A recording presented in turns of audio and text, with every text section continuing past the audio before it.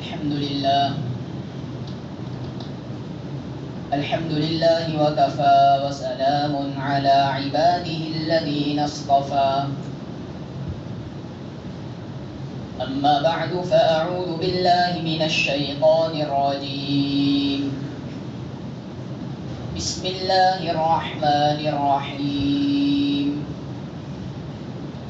قل إن كنتم تحبون الله فاتبعوني يحببكم الله ويغفر لكم ذنوبكم والله غفور رحيم.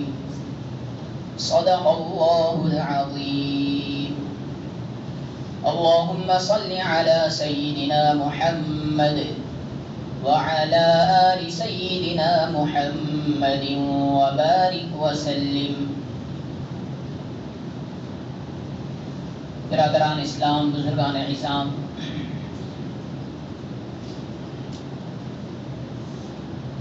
میرے اور آپ کے لیے بلکہ ہر مومن کے لیے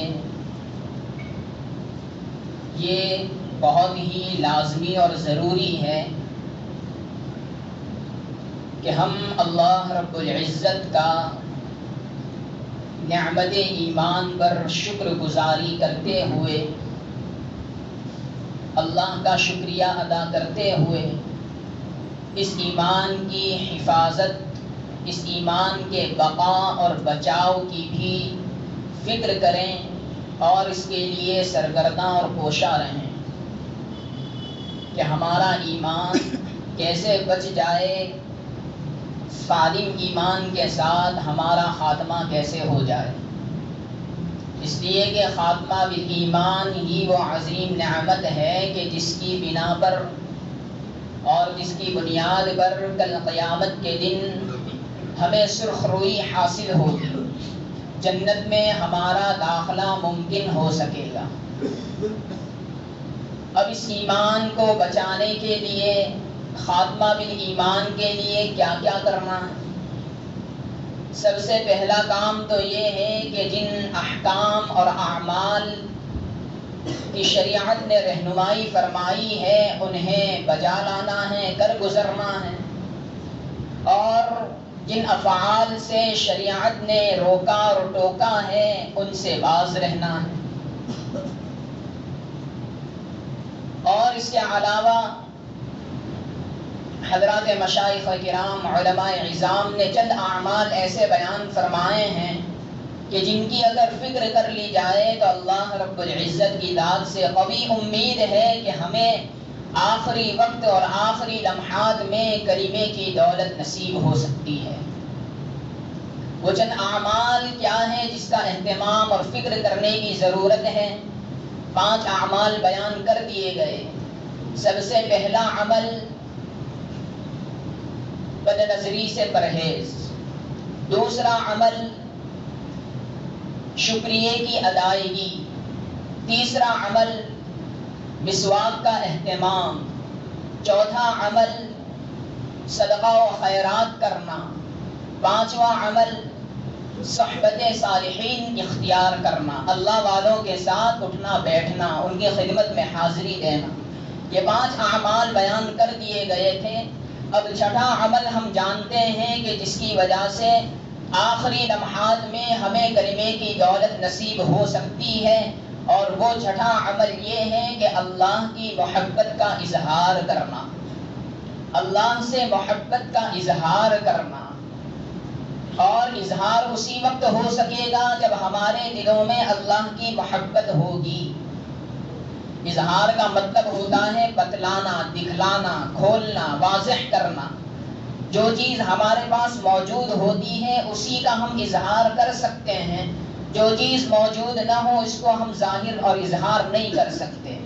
مثال کے طور پر میں آپ سے کہوں کہ میرے پاس موبائل ہے، تو آپ کہیں گے کہ کیا موبائل کہاں ہے، ہم آپ کی بات کیسے مانیں؟ تو میں آپ کے سامنے موبائل کا اظہار کروں گا کہ یہ ہے میرے پاس موبائل. تو موبائل میرے پاس ہوگا تو میں اس کو ظاہر کر سکتا ہوں، اظہار کر سکتا ہوں. اگر موبائل میرے پاس نہ ہوگا، آپ کہیں گے بتاؤ، تو میں آپ کے سامنے ظاہر نہیں کر سکتا. تو اسی طرح اللہ کی محبت کا اظہار اسی وقت ہو سکے گا جب ہمارے دل میں اللہ کی محبت ہوگی. جو چیز ہوتی ہے اس کا اظہار ہوتا ہے، جو نہیں ہوتی اس کا اظہار نہیں ہو سکتا. اب یہ اللہ کی محبت کا اظہار کیسے کریں؟ اللہ کی محبت کا اظہار کا مطلب یہ ہے کہ اللہ کے تمام احکامات کو ہم بجا لائیں، تمام نمازیں پڑھیں، نماز کا اہتمام کریں، روزوں کا اہتمام کریں، زکوٰۃ اور حج وغیرہ کا اہتمام کریں، تلاوت کا، دعاؤں کا اہتمام کریں. یعنی ہر وہ کام کہ جس کا حکم اللہ نے دیا ہے، ہر وہ کام جو ہم سے اللہ چاہتا ہے، ان احکام کو بجا لانا، ان احکام کی اطاعت کرنا، یہ گویا اللہ سے محبت کا اظہار ہے. اور اسی کا ہم سے مطالبہ بھی کیا جاتا ہے. اگر ہم اللہ کی محبت کا دعویٰ کرتے رہیں اور اس دعوی محبت پر ہمارے پاس کوئی ثبوت نہ ہو تو ایسی چیز کو مانا نہیں جاتا، بلا ثبوت کے نہیں مانا جاتا. ہمیں اگر محبت ہے اللہ سے، ہم اگر اللہ کے نام کا دم بھرتے ہیں، ہم اگر اللہ کی محبت کا دعویٰ کرتے ہیں تو اس دعوے کے ساتھ ساتھ ثبوت بھی چاہیے، اور وہ یہی ہے کہ ہم اللہ سے محبت کا اظہار کریں. ایک باپ کا ایک بیٹا اپنے باپ کی نافرمانی کرتا ہے، ہمیشہ اس کا کہنا نہیں مانتا، جس کی وجہ سے باپ ہمیشہ تکلیف میں رہتا ہے، غصے میں رہتا ہے، ناراض رہتا ہے. لیکن وہی بیٹا جب مہمان اس کے گھر پہنچتے ہیں یا یہ لوگوں سے ملتا ہے تو یہی نافرمان بیٹا اپنے باپ کی خوب تعریفیں کرتا ہے، اپنے باپ کی خوب بھلائیاں، اچھائیاں، تعریفیں، توصیفیں کرتا ہے، اچھا دکھلاتا ہے لوگوں کے سامنے. لیکن ایک کونے میں بیٹھا باپ اسے دیکھ رہا ہے کہ یہ بندہ مہمانوں کے سامنے، لوگوں کے سامنے میری اچھائیاں بیان کرتا ہے، لیکن جب میں اسے کسی چیز کا حکم دیتا ہوں، میں اسے کسی چیز کوئی بات بتلاتا ہوں تو وہ نہیں مانتا اور مجھے تکلیف دیتا ہے. تو بھلا بتلائیے کیا باپ اپنے اس نافرمان بیٹے سے خوش ہوگا؟ نہیں ہوگا. اور اسے کیا یہ کہا جائے گا کہ یہ بیٹا اپنے باپ سے خوب محبت کرتا ہے؟ نہیں کہا جائے گا.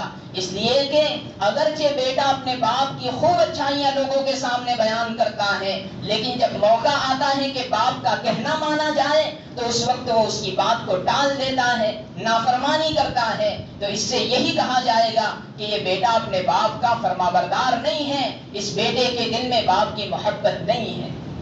اسی کو مثال کو سامنے رکھتے ہوئے ہم یہ دیکھیں کہ ہم اللہ کے نام کا دم بھرتے ہیں، اللہ کی محبت کا دعویٰ کرتے ہیں، لیکن جب موقع آتا ہے تو کیا ہم اللہ کا کہنا مانتے ہیں؟ کیا موقع آتا ہے تو اللہ کی فرما برداری کرتے ہیں؟ کیا اللہ کا حکم آتا ہے نماز پڑھنے کا، ہم نمازیں پڑھتے ہیں؟ اللہ کا حکم آتا ہے روزہ رکھنے کا، کیا ہم روزہ رکھتے ہیں؟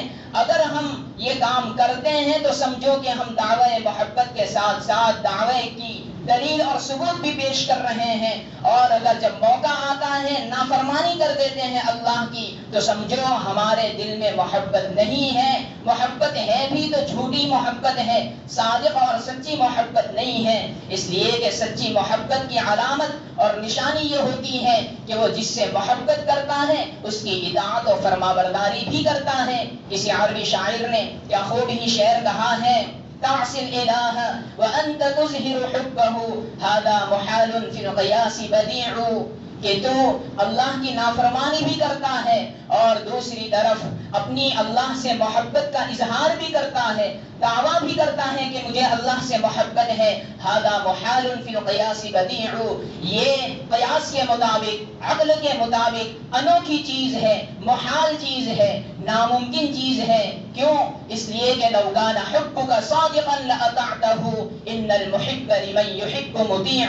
اس لیے کہ اگر تجھے اللہ سے سچی محبت ہوتی تو اس کی فرما برداری کرتا.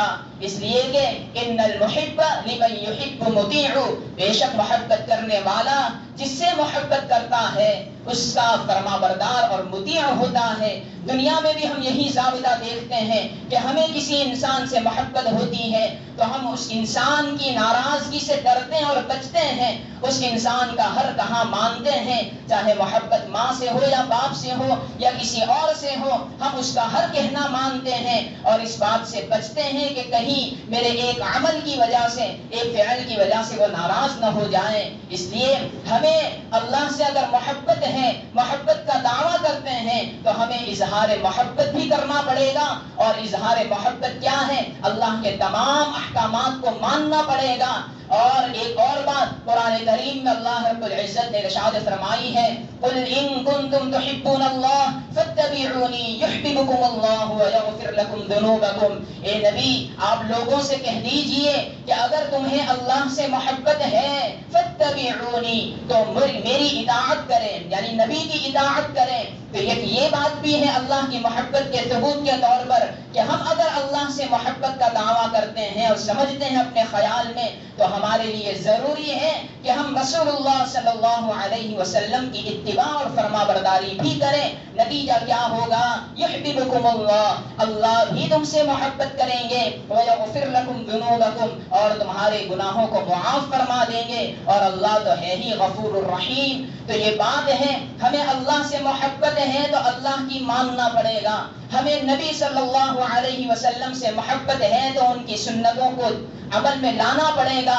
اگر ہم دعویٰ ہی دعویٰ کرتے رہیں اور ربیع الاول آنے پر خوشیوں کا جھنڈے گاڑ کر اظہار کرتے رہیں تو یہ محبت کی دلیل اور ثبوت نہیں ہے۔ یہ ایک باپ ایسا ہی ہے جیسا کہ ایک بیٹا لوگوں کے سامنے اپنے باپ کی محبت کا دم بھرتا ہے، اظہار کرتا ہے، تعریفیں کرتا ہے، لیکن حقیقت میں محبت نہیں کرتا۔ تو ہمارا حال بھی یہی ہے کہ ہم بس نام لیوا ہیں لیکن کام لیوا نہیں ہے۔ جب موقع آتا ہے فرما برداری کا، رسول اللہ صلی اللہ علیہ وسلم کی اطاعت کا، تو ہم پیچھے رہ جاتے ہیں۔ جب موقع آتا ہے اللہ کے حکم کا، نماز پڑھو، تو نماز کے وقت میں ہم غافل بن جاتے ہیں۔ جب موقع آتا ہے رسول اللہ صلی اللہ علیہ وسلم کی اطاعت کا تو ہمارا چہرہ سنت کے مطابق نہیں ہو پاتا، ہمارا لباس شریعت کے خلاف رہ جاتا ہے، ہماری شکل اور ظاہری شکل غیروں کے مطابق ہو جاتی ہے۔ تو اب ہمارا دعوی محبت کیا کام کا جبکہ ثبوت ہمارے پاس نہیں ہے؟ اور میں اور